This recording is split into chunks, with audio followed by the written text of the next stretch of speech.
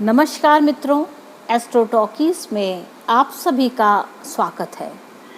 अपने अप्रैल मास के मासिक राशिफल की श्रृंखला में आगे बढ़ते हैं और हम चलते हैं मीन राशि पर। तो मीन जो राशि है वह इस ज़ोडियाक की आखिरी राशि है, यानी कि 12 नंबर जहाँ लिखा होता है वह मीन राशि होती है। और यह जो राशिफल है यह लग्न पर भी आधारित है, साथ ही साथ चंद्र राशि पर भी आधारित है। जिन व्यक्तियों की लग्न मीन हो वह भी इसे देख सकते हैं, और साथ ही साथ जिनकी चंद्रमा की राशि हो, यानी कि चंद्रमा अगर मीन राशि में है तो भी वह इसे देख सकते हैं। बस इसके राशिफल में अंतर क्या होगा कि जो लग्न होती है उसका फिजिकल राशिफल होता है, या फिजिकल आप उसके रिजल्ट को देख सकते हैं, और जो चंद्र राशि पे ऊपर होता है उसका फल मानसिक होता है, यानी कि मन से जुड़ी हुई चीज़ें ज़्यादा होती हैं। तो वह यानी कि मीन राशि का जब चंद्रमा होता है तो क्या है कि व्यक्ति के जो विचार होते हैं वह मीन राशि के समान होते हैं, और वहीं जो लग्न होती है यानी कि आपकी फिजिकल बॉडी होती है तो आपके जो शरीर है वह मीन जैसा दिखाई देता है, यानी कि मीन राशि के जो ट्रेड्स होते हैं उनके ऊपर आधारित होता है, यानी कि मोक्ष को प्राप्त करने की जो इच्छा होती है वह प्रबल होती है, क्योंकि यह जो मीन राशि है वह मोक्ष भाव से जुड़ी हुई है और इसके अंदर मोक्ष प्राप्त करने की इच्छा ज़्यादा रहती है। और अगर आपको अपनी राशि नहीं पता है और आपका नामाक्षर दी, दू, था, झ, इय, दे, दो, चा, ची से जुड़ा हुआ है, यानी कि आपके नाम के अक्षर इन 9 अक्षरों से जुड़े हुए हैं, तो फिर आपकी मीन राशि बनती है। तो आइए बात करते हैं कि इस मास में, अप्रैल मास में क्या कुछ विशेष है।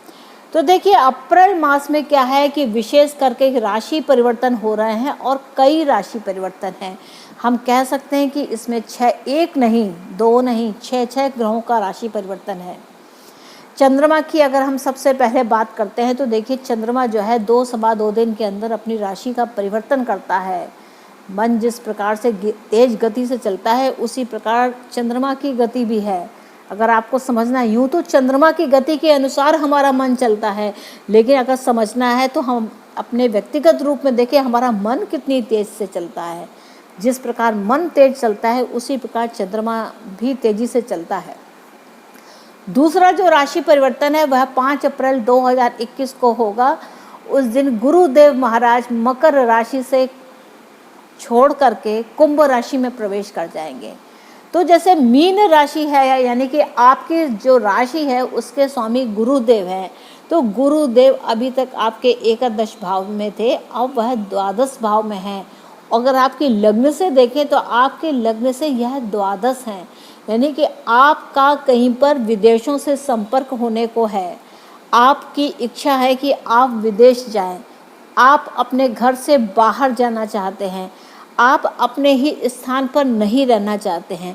तो इसका अर्थ यह भी है कि अगर आपकी कहीं ट्रांसफर्स होने वाले हैं तो यह समय है कि आपका स्थान परिवर्तन हो जाए, आपका ट्रांसफ़र हो जाए।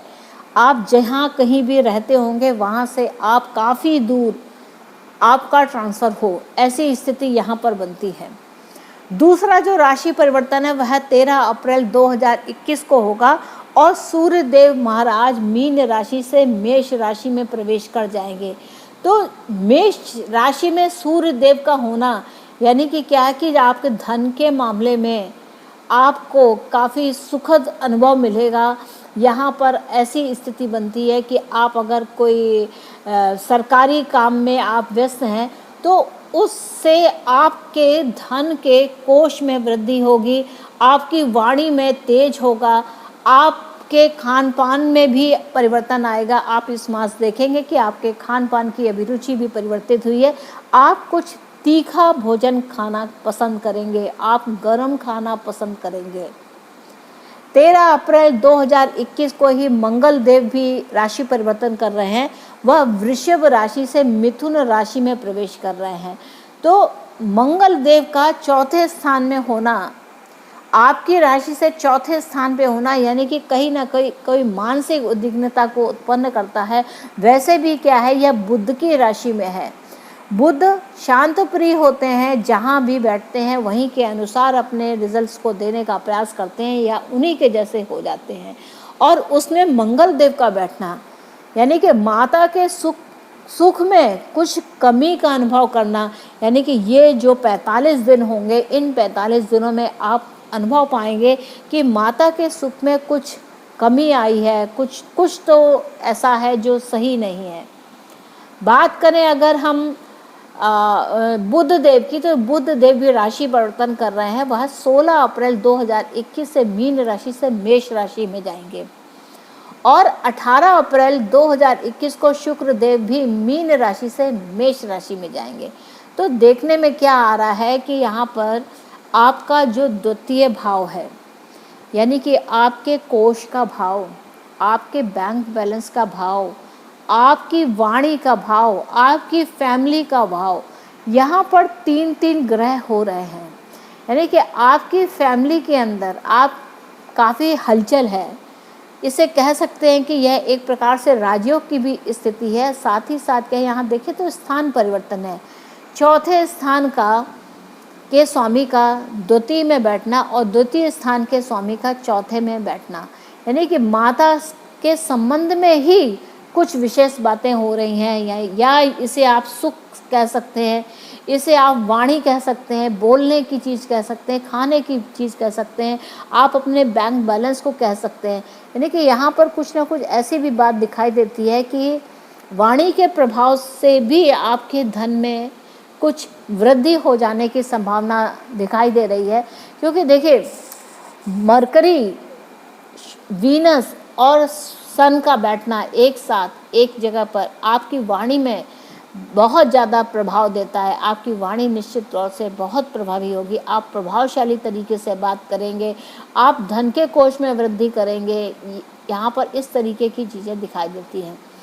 राहु की अगर हम बात करते हैं तो राहु यथावत वृषभ राशि में ही है और केतु देव नवम भाव में वृश्चिक राशि में ही है। यहाँ पे राहु देव क्या है, तृतीय भाव में होने के कारण आपका अपने दुश्मनों पे अच्छा खासा प्रभाव रहेगा। आप अगर कोई भी लीगल पार्टनरशिप करते हैं तो उनमें आप विजयी रहेंगे। आपके दुश्मन आपका कुछ भी बाल बांका नहीं कर सकते हैं, क्योंकि राहु की जो तकनीक है, राहु क्या है, राहु बहुत युक्ति से काम करते हैं, बहुत चुस्ती से काम कर देते हैं और अपना काम कर जाते हैं। यानी भाई बहनों के स्थान में भी आप अच्छा खासा प्रभाव रखेंगे और उनको कहा जाए तो उनके ऊपर राजनीति के रूप में आप काफ़ी अपना प्रभाव रखेंगे। वहीं क्या है कि अगर नवम भाव की स्थिति देखते हैं तो नवम भाव में क्या केतु देव बैठे हुए हैं। यहाँ पे आप अपने पिता के स्वास्थ्य का ध्यान रखें। आपके पिता को हो सकता है किन्हीं प्रॉब्लम से होकर के गुजरना पड़ रहा हो, क्योंकि यहाँ जो स्थिति है वह उतनी अच्छी नहीं है। देखा जाए तो क्या है, मंगल की जो स्थिति है, मंगल अष्टम दृष्टि से नवम भाव को देख रहे हैं। तो यहाँ पर क्या है, नवम भाव में मंगल का और केतु का हो जाने का अर्थ है कि आपके पिता को कोई ना कोई प्रॉब्लम हो रही है, जिसमें स्वास्थ्य को लेकर के, जिसमें कुछ ऑपरेशंस जैसी स्थिति आ सकती है। और वह भी क्या है, वृश्चिक राशि से रिलेटेड, यानी कि आपके कमर के नीचे का जो भी पार्ट है उस पार्ट को आप लेकर के आप यहाँ पर चिंतित रह सकते हैं कि यहाँ पर आपको पिता को कुछ समस्या होगी। शनिदेव की बात करते हैं तो शनिदेव आपके लाभ भाव के स्वामी हैं और लाभ में ही बैठे हैं। तो यानी कि क्या है कि आप कर्म करे जाएं और आपको सफलता निश्चित है।